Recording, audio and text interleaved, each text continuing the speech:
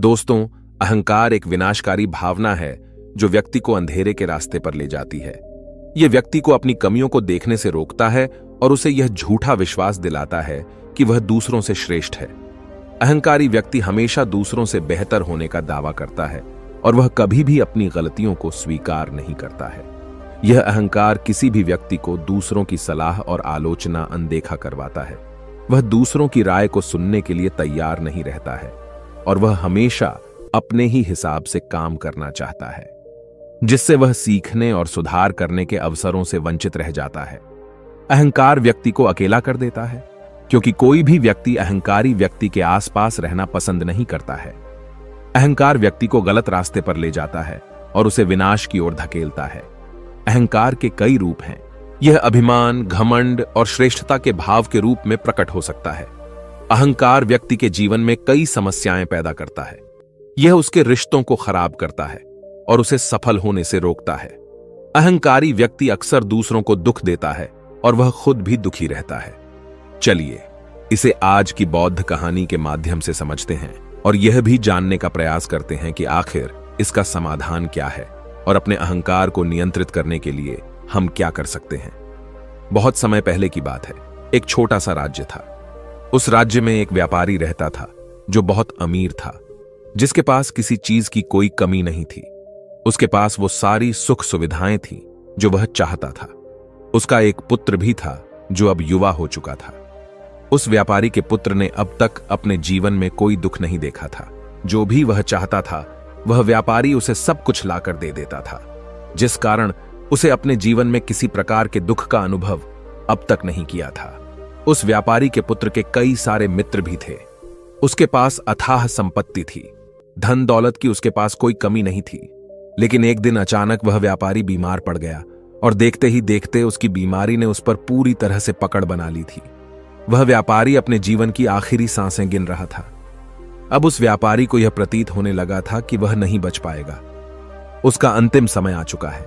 इसीलिए उसने अपने पुत्र को अपने पास बुलाया और उससे कहा, बेटा, तुमने आज तक केवल सुख ही देखा है। तुम्हें जो कुछ चाहिए था वो मैंने सब कुछ तुम्हें लाकर दिया, इसलिए तुमने आज तक दुख का अनुभव नहीं किया। दुख क्या होता है यह तुम्हें पता तक नहीं, और इसी बात की चिंता मुझे खाए जा रही है कि जब तुम्हारे पर दुखों के बादल मंडराने लगे तो तुम सह नहीं पाओगे। इसीलिए आज मैंने तुम्हें यहां पर बुलाया है। मैं बस आखिरी समय पर तुमसे यह कहना चाहता हूं कि तुम सावधान रहना। मेरी मृत्यु के बाद तुम्हारे अपने ही तुम्हारे दुखों का कारण बन जाएंगे। इतना कहकर वह व्यापारी मृत्यु को प्राप्त हो गया। उस व्यापारी का पुत्र अपने पिता की मृत्यु पर बहुत दुखी था। वह रो रहा था। तभी उसके पास उसका एक मित्र आया और वह उसे समझाते हुए कहता है, मित्र, तुम रो क्यों रहे हो? तुम्हारा पिता ही मरा है, लेकिन तुम्हारे पास तो अब भी ये सारी धन दौलत है। ये सारी संपदा है कि सारी संपत्ति तुम्हारी ही तो है। अब तो तुम उन चीजों का भी आनंद ले सकते हो जिनका आनंद तुम अपने पिता के रहते नहीं ले पाए। अपने मित्र की यह बात सुनकर वह बड़ा प्रसन्न हुआ और उसे भी इस बात का एहसास हो चुका था कि उसके पास अथाह संपत्ति है, धन है, दौलत है, जिसकी मदद से वह अपना जीवन खुशी खुशी बिता सकता है। लेकिन इसी धन संपदा के कारण वह अब बुरी आदतों का शिकार भी हो चुका था। उसे हर प्रकार का नशा करने की आदत लग चुकी थी। जहां उसका मन करता वो वहां चला जाता। जब भी उसका मन करता वह किसी को भी अपने घर बुला लेता। फिर चाहे दिन हो या रात, जो भी उसका मन करता वह खरीद लेता, क्योंकि उसके पास संपत्ति थी। और तो और उसके पिता का सारा व्यापार भी अब उसी के हाथों में था और अब वह बहुत खुश था। वह अपने जीवन को अपनी मर्जी के हिसाब से जी रहा था। एक दिन उसके मन में ख्याल आया कि पिता ने मुझे बेवजह ही डरा दिया कि लोग मेरा फायदा उठाएंगे, मेरे दुश्मन बन जाएंगे, मेरे दुखों का कारण बन जाएंगे। लेकिन अब तो मैं और भी मजे से जी रहा हूं। मेरे सुख के दिन तो अब आए हैं। मैं आज तक जो नहीं कर पाया था वह सब करने में अब मैं सक्षम हूं। यह सब सोचकर उसकी खुशी का कोई ठिकाना नहीं था। वह बहुत खुश था। तभी एक दिन उस राज्य में एक बहुत बड़ा अस्पताल का निर्माण हो रहा था और इस अस्पताल के निर्माण के समय पर एक घोषणा करवाई गई कि जो भी इस अस्पताल के लिए सबसे अधिक दान देगा उसका नाम उस अस्पताल के एक पत्थर पर स्वर्ण अक्षरों में लिखा जाएगा। जब उसके मित्र ने यह बात सुनी तो वह दौड़ा दौड़ा उसके पास आया और उसे सारी बात बता दी। तब उस व्यापारी के पुत्र ने यह तय किया कि वह अस्पताल को सबसे बड़ा दान देगा, और उसने ऐसा ही किया। और साथ ही यह भी निश्चित हो गया कि उसका नाम उस अस्पताल के एक पत्थर पर स्वर्ण अक्षरों में लिखा जाएगा। लेकिन जब वह दान देकर वापस घर की ओर लौट रहा था तो रास्ते में उसे एक साधु मिले जो भोजन की मांग कर रहे थे। इस पर वह घमंडी व्यापारी का पुत्र कहता है, तुम जैसे लोग केवल 2 वक्त की रोटी के लिए हमेशा चिल्लाते रहते हो। पता नहीं तुम लोग कहां से आ जाते हो, और भगवान तुम लोगों को पैदा ही क्यों करता है। तुम लोग गंदगी हो, तुम्हें जीने का कोई हक नहीं, केवल अपना पेट भरने के लिए। 2 वक्त की रोटी के लिए तुम किसी के सामने भी झुक जाते हो। यदि झुकना ही है तो उस ईश्वर के सामने झुको। शायद वह तुम्हारी गलतियों को माफ कर दे और तुम्हें एक अच्छा जीवन प्रदान करे। हो सकता है वह तुम्हें भोजन भी दे दे। वह लड़का उन साधु को खरी खोटी सुनाकर वहां से चला गया। धीरे धीरे उस लड़के के पास उसके मित्रों, सहयोगियों और रिश्तेदारों की संख्या बढ़ने लगी। अब हर कोई उससे बिना पूछे कोई काम नहीं करता था। हर चीज में उसी से पूछा जाता था, जिस कारण उस लड़के को लगने लगा था कि अब मेरे बिना कोई काम नहीं हो सकता। जो भी हूं मैं ही हूं। जिस कारण उस लड़के का अहंकार अब 7वें आसमान पर था। सभी लोगों ने उसका मन जीत लिया था। सब लोग उसके विश्वास पात्र बन चुके थे। उस लड़के के पास अपार धन था, जिस कारण सब उससे जुड़े हुए थे। लेकिन यह बात उस लड़के को समझ नहीं आ रही थी। सभी लोग विश्वास के नाम पर अब उस लड़के से धन उधार लेने लगे थे, और वह भी खुशी खुशी लोगों को धन उधार में दे दिया करता है। जो कोई उसे धन उधार लेने आता, वह जितना मांगता वह उससे ज्यादा ही उन्हें दिया करता, क्योंकि वह सभी की नजरों में अपने आप को साबित करना चाहता था। वह अपने आप को महान दिखाना चाहता था। लेकिन धीरे धीरे उसकी बुरी आदतों के कारण अब उसका व्यापार चौपट होने लगा था। देखते ही देखते एक दिन व्यापार में उसे बहुत बड़ा घाटा हुआ। उसका पूरा व्यापार कर्ज में डूब गया।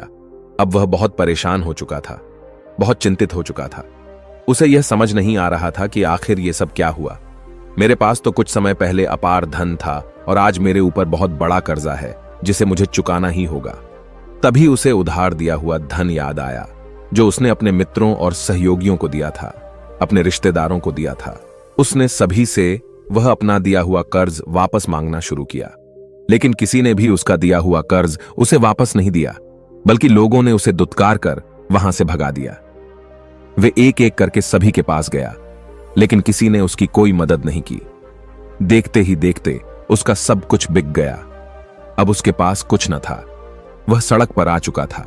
तभी वह यह सोचने लगा कि अपने सुख के दिनों में मैं यह नहीं जान पाया कि मैं अपने शत्रुओं से घिरा हुआ हूं। मेरे पिताजी सही कहते थे कि मेरे अपने ही मेरे दुखों का कारण बनेंगे। पिताजी, आपका धन्यवाद। लेकिन मैं आपकी बातों को समझ नहीं पाया, और आज देखिए क्या हो गया। वह सारा दिन यहां से वहां भटकता रहा और सोचता रहा कि अब आगे क्या होगा, वह कैसे खाएगा, कहां रहेगा और कैसे सोएगा। उसे अपने पिता की याद सता रही थी। वह उन्हें याद कर करके रो रहा था। उसकी आंखों से आंसू बह रहे थे।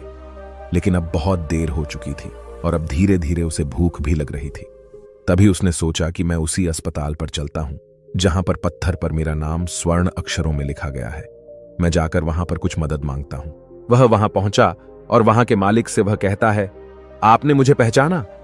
मैं वही हूं जिसने इस अस्पताल को सबसे बड़ा दान दिया है, और मेरा नाम इस अस्पताल के पत्थर पर स्वर्ण अक्षरों में लिखा गया है। हालांकि इस समय मेरी हालत कुछ खराब है और मेरे पास खाने के लिए भी कुछ नहीं है। क्या आप मुझे कुछ भोजन दे सकते हैं? मैं भूखा हूं। मुझे बहुत जोरों की भूख लगी है। मेरे अपनों ने मुझे धोखा दे दिया है। क्या आप मुझे कुछ भोजन दे सकते हैं? तभी मालिक कहता है, भिखारियों को भोजन इस अस्पताल के बाहर दिया जाता है। अस्पताल के अंदर नहीं जाओ और जाकर बाहर बैठ जाओ। और रही बात तुम्हारे नाम की, तो भिखारियों का नाम अस्पताल के पत्थर पर स्वर्ण अक्षरों में नहीं लिखा जाता। मालिक ने तुरंत ही उस लड़के का नाम अस्पताल के उस पत्थर पर से हटवा दिया, और फिर एक बार घोषणा करवा दी कि अस्पताल को जो सबसे बड़ा दान देगा, उसका नाम इस अस्पताल के पत्थर पर स्वर्ण अक्षरों में लिखा जाएगा। यह सब देखकर वह लड़का बड़ा हैरान था, बड़ा अचरज में था। वह मन ही मन रो रहा था और सोच रहा था कि जीवन कितना दुखदाई है। जीवन बहुत छोटा है।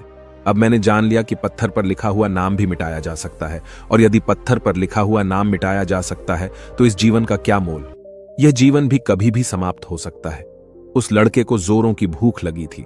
वह अस्पताल के बाहर जाकर एक कोने में बैठ गया। लोग आते रहे और भिखारी को कुछ न कुछ दान देते रहे, लेकिन वह लड़का, उसकी हिम्मत ही नहीं हो रही थी कि वह भीख मांग सके, और न ही वह उन भिखारियों में बैठना चाहता था। देखते ही देखते दोपहर से रात का समय हो चुका था, लेकिन अब तक उसे कुछ भी न मिला था। लेकिन उसकी भूख बढ़ती चली जा रही थी और उसे जोरों की भूख लगी थी।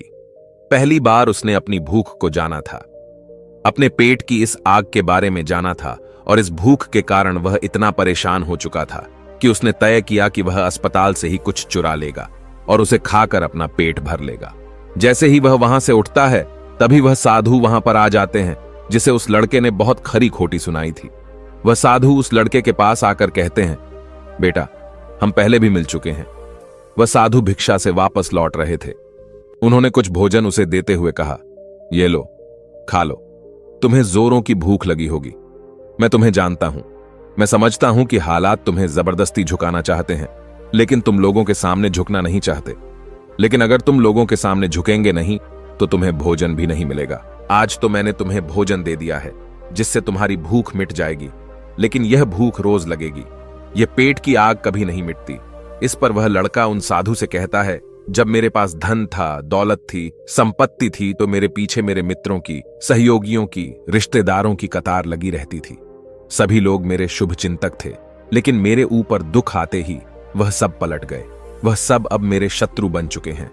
लेकिन तुम, जिसे मैंने इतनी खरी खोटी सुनाई थी, वही मेरे दुख में मेरा सहयोगी बना है। तुम मेरे इस दुख में मेरे पहले मित्र हो, मेरे पहले रिश्तेदार हो, जिसने मुझ पर दया की है। मैं तो अपने आप को बहुत बड़ा समझता था, लेकिन देखो, इस वक्त की मार ने मुझे कहां से कहां पहुंचा दिया। आज मैं इस बात को अच्छी तरह समझ चुका हूं कि धन से बड़ा कोई मित्र नहीं। इतना कहकर उस लड़के ने भोजन किया और उसने पहली बार भोजन के सुख का आनंद उठाया। उसके हाथ कांप रहे थे। वह जल्दी जल्दी उस भोजन को समाप्त करना चाहता था, जल्दी जल्दी उसे चबा लेना चाहता था, और उसकी आंखों से झरझर आंसू भी बह रहे थे। उसे ऐसा प्रतीत हो रहा था मानो आज से पहले ऐसा लजीज भोजन उसने आज तक न किया हो। भोजन करते वक्त जो अनुभव से प्राप्त हुआ, ऐसा अनुभव उसे आज तक नहीं मिला था। तभी वह साधु से कहता है, यह कैसा सुख है, मैं इस दुख में भी इस भोजन के संतुष्टि का अनुभव कर पा रहा हूं। तभी वह साधु कहते हैं, जहां संतुष्टि होती है वहां सुख का अनुभव होता है, लेकिन सावधान, संतुष्टि बहुत खतरनाक भी होती है। जब संतुष्टि हमारी आवश्यकताओं, हमारी इच्छाओं से ऊपर उठ जाती है, तब यह दुख के दर्शन भी हमें कराती है। आज जो भोजन तुम कर रहे हो, ऐसा भोजन यदि तुम्हें पहले प्राप्त होता तो तुम इसे छूते तक नहीं। लेकिन आज इसी भोजन को करके तुम्हें संतुष्टि मिल रही है। लेकिन जब तुम्हारे पास धन था, दौलत थी, तब तुमने इससे भी अच्छा भोजन किया होगा, लेकिन तब तुम्हें संतुष्टि नहीं मिली होगी, वह सुख प्राप्त नहीं हुआ होगा जो तुम आज अनुभव कर रहे हो। लेकिन सावधान, अगर ऐसा ही भोजन तुम्हें रोज मिलता रहे तो तुम और भी अच्छे भोजन की कामना करने लगोगे, और इसी कामना की संतुष्टि के लिए तुम्हारे मन में दुख पैदा होगा। और जब तुम अपने मन की इस कामना की संतुष्टि कर दोगे तो तुम्हें सुख भी प्राप्त होगा, लेकिन यह सुख आएगा और चला जाएगा। और जब तुम्हारे जीवन में इसी प्रकार के भोजन हमेशा आते रहेंगे और जाते रहेंगे, तो तुम किसी और कामना, किसी और इच्छा की ओर आगे बढ़ने लगोगे। तब तुम किसी और इच्छा की पूर्ति करना चाहोगे, तुम किसी और इच्छा की संतुष्टि करना चाहोगे, और जब वह इच्छा पूरी नहीं होगी, जब तुम्हें संतुष्टि नहीं मिलेगी, तो तुम्हें दुख होगा, तकलीफ होगी, पीड़ा होगी, और यह श्रृंखला ऐसे ही आगे बढ़ती चली जाएगी। लेकिन जब तुम्हारे पास धन था, दौलत थी, तब तुमने इससे भी अच्छा भोजन किया होगा, लेकिन तब तुम्हें संतुष्टि नहीं मिली होगी, वह सुख प्राप्त नहीं हुआ होगा जो तुम आज अनुभव कर रहे हो। लेकिन सावधान, अगर ऐसा ही भोजन तुम्हें रोज मिलता रहे तो तुम और भी अच्छे भोजन की कामना करने लगोगे, और इसी कामना की संतुष्टि के लिए तुम्हारे मन में दुख पैदा होगा। और जब तुम अपने मन की इस कामना की संतुष्टि कर दोगे तो तुम्हें सुख भी प्राप्त होगा, लेकिन यह सुख आएगा और चला जाएगा। और जब तुम्हारे जीवन में इसी प्रकार के भोजन हमेशा आते रहेंगे और जाते रहेंगे, तो तुम किसी और कामना, किसी और इच्छा की ओर आगे बढ़ने लगोगे। तब तुम किसी और इच्छा की पूर्ति करना चाहोगे, तुम किसी और इच्छा की संतुष्टि करना चाहोगे, और जब वह इच्छा पूरी नहीं होगी, जब तुम्हें संतुष्टि नहीं मिलेगी, तो तुम्हें दुख होगा, तकलीफ होगी, पीड़ा होगी, और यह श्रृंखला ऐसे ही आगे बढ़ती चली जाएगी। तुम हमेशा सुख के पीछे भागोगे, लेकिन दुख तुम्हारे पीछे यूं ही भागता रहेगा।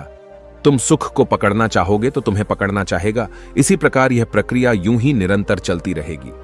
तभी साधु अपने थैले में से एक सोने की थैली निकालकर उस लड़के के हाथ पर रख देता है। तभी वो लड़का उस साधु से कहता है, हे महाराज, आपके पास इतना धन कहां से आया? आप तो एक वैरागी हैं। तभी वह साधु उस लड़की से कहता है कि धन तुम्हारा ही है। उस दिन जब तुम मुझे खरी खोटी सुनाकर अपने घर की ओर आगे बढ़ रहे थे, तभी तुम्हारी जेब से यह सोने के सिक्कों से भरा हुआ थैला नीचे गिर पड़ा और मैंने इसे उठाकर अपने पास रख लिया, यह सोचकर कि जब तुम मुझे मिलोगी तब मैं इसे तुम्हें लौटा दूंगा। लेकिन उस दिन के बाद से आज तुम मुझे मिले हो, इसलिए मैं तुम्हें इसे लौटा रहा हूं। ले लो, यह तुम्हारा ही है। इस पर वह लड़का कहता है, हे महाराज, इसी धन के लिए तो मुझे मेरे मित्रों ने, मेरे सहयोगियों ने, यहां तक कि मेरे रिश्तेदारों ने भी मुझे धोखा दिया। लेकिन आप वो पहले शख्स हैं जो मुझे ये धन लौटा रहे हैं। और वहीं पर जो मैंने धन, जो कर्ज मैंने अपने मित्रों, अपने सहयोगी, अपने रिश्तेदारों को दिया था, अपने बुरे समय पर जब मैंने उनसे मांगा तो उन सभी ने वो धन देने से मुझे मना कर दिया। कईयों ने तो मुझे खरी खोटी सुनाकर अपने घर से धक्के मारकर निकलवा दिया। लेकिन आप महाराज वो पहले शख्स हैं जिन्होंने मेरे इस बुरे समय पर मेरा साथ दिया है, मेरा धन मुझे वापस लौटाया है। मैं आपकी सहायता के लिए आपका आभारी हूं। मैं इस धन से अपना व्यापार फिर से शुरू करूंगा और इस व्यापार को नई ऊंचाइयों तक ले जाऊंगा। तभी वह साधु उस लड़के से कहते हैं, हमें कोई दुख नहीं देता, बल्कि दुख के कारण तो हम स्वयं ही होते हैं। हम स्वयं ही खुद को धोखा देते हैं। सुख में हम भ्रमित रहते हैं। हमें यह पता नहीं चलता कि हम सही कर रहे हैं या गलत। और इसी प्रकार हम एक माया जाल में फंसते चले जाते हैं, क्योंकि सुख में हम अपनी आंखें बंद करके बस उस सुख का आनंद लेते हैं और हम किसी चीज की तरफ ध्यान नहीं देना चाहते। हम नहीं जाना चाहते कि जीवन मीठा है तो कड़वा भी है, सच है तो झूठा भी है। सुख में हम केवल अपने अहंकार को बढ़ावा देते हैं। अहंकार व्यक्ति को गलत रास्ते पर ले जाता है और उसे विनाश की ओर धकेलता है, व्यक्ति को अंधा बना देता है। इसी के विपरीत अगर हम देखें तो विनम्रता एक ऐसा गुण है जो व्यक्ति को सफलता की ओर ले जाता है। यह उसे दूसरों से सीखने में मदद करता है और उसे अपनी कमियों को स्वीकार करने की शक्ति देता है। अहंकार का त्याग कर विनम्रता को अपनाना ही सफलता और खुशी का मार्ग है। विनम्रता हमें अपनी कमियों को स्वीकार करने और उनमें सुधार करने की शक्ति देती है। यह हमें दूसरों से सीखने और उनके अनुभवों से लाभ उठाने के लिए प्रेरित करता है। विनम्र व्यक्ति दूसरों का सम्मान करता है और उनके विचारों को महत्व देता है, जिससे वह एक अच्छा मित्र और सहयोगी बन जाता है और वह कभी भी किसी को नीचा नहीं दिखाता है। इसलिए अहंकार से बचना चाहिए और अपने अंदर विनम्रता का भाव रखना चाहिए। अहंकार और विनम्रता के बीच का अंतर एक कहानी के माध्यम से समझा जा सकता है। तभी इस पर वो लड़का कहता है, आप ठीक कहते हैं। जब मेरे पास धन दौलत थी, संपत्ति थी, तब मैं अंधा हो चुका था। मैं किसी चीज पर ध्यान नहीं देता था। मैंने उसे अपने इन दोनों हाथों से लुटाया है और आज जब वह मेरे पास नहीं है तब मुझे उसके जाने का एहसास हो रहा है। और अब जबकि मैं इन दुखों से जूझ रहा हूं तब जाकर मेरी आंखें खुली हैं। विनम्रता हमें अपनी कमियों को स्वीकार करने और उनमें सुधार करने की शक्ति देती है। यह हमें दूसरों से सीखने और उनके अनुभवों से लाभ उठाने के लिए प्रेरित करता है। विनम्र व्यक्ति दूसरों का सम्मान करता है और उनके विचारों को महत्व देता है, जिससे वह एक अच्छा मित्र और सहयोगी बन जाता है और वह कभी भी किसी को नीचा नहीं दिखाता है। इसलिए अहंकार से बचना चाहिए और अपने अंदर विनम्रता का भाव रखना चाहिए। अहंकार और विनम्रता के बीच का अंतर तुम्हारी कहानी के माध्यम से समझा जा सकता है। तभी इस पर वो लड़का कहता है, आप ठीक कहते हैं। जब मेरे पास धन दौलत थी, संपत्ति थी, तब मैं अंधा हो चुका था। मैं किसी चीज पर ध्यान नहीं देता था। मैंने उसे अपने इन दोनों हाथों से लुटाया है और आज जब वह मेरे पास नहीं है तब मुझे उसके जाने का एहसास हो रहा है। और अब जबकि मैं इन दुखों से जूझ रहा हूं तब जाकर मेरी आंखें खुली हैं। तभी मैं यह भी जान पाया कि कौन मेरे साथ है और कौन मेरे खिलाफ। और यह जो ज्ञान दुख द्वारा मुझे प्राप्त हुआ है, यह ज्ञान मैं हमेशा अपने साथ रखूंगा, अपने सुख में भी। अब से अपनी आंखें खुली रखूंगा। इस कहानी से हमें यह सबक मिलता है कि अहंकार हमें विनाश की ओर ले जाता है, जबकि विनम्रता हमें सफलता और खुशी की ओर ले जाती है। इसलिए हमें हमेशा विनम्र रहना चाहिए और दूसरों से सीखने के लिए तैयार रहना चाहिए। विनम्रता ही सफलता का मार्ग है। दोस्तों, उम्मीद है कि आपने आज की इस वीडियो से जरूर कुछ न कुछ सीखा होगा। तो इस वीडियो को लाइक और अपने दोस्तों के साथ शेयर करना ना भूलें और हमें ऐसे ही सपोर्ट करने के लिए चैनल को सब्सक्राइब बटन को जरूर दबा दें। तो चलिए मिलते हैं ऐसी ही कोई नई कहानी में कोई नए मैसेज के साथ। तब तक के लिए अपना ख्याल रखें। धन्यवाद। नमो बुद्धाय।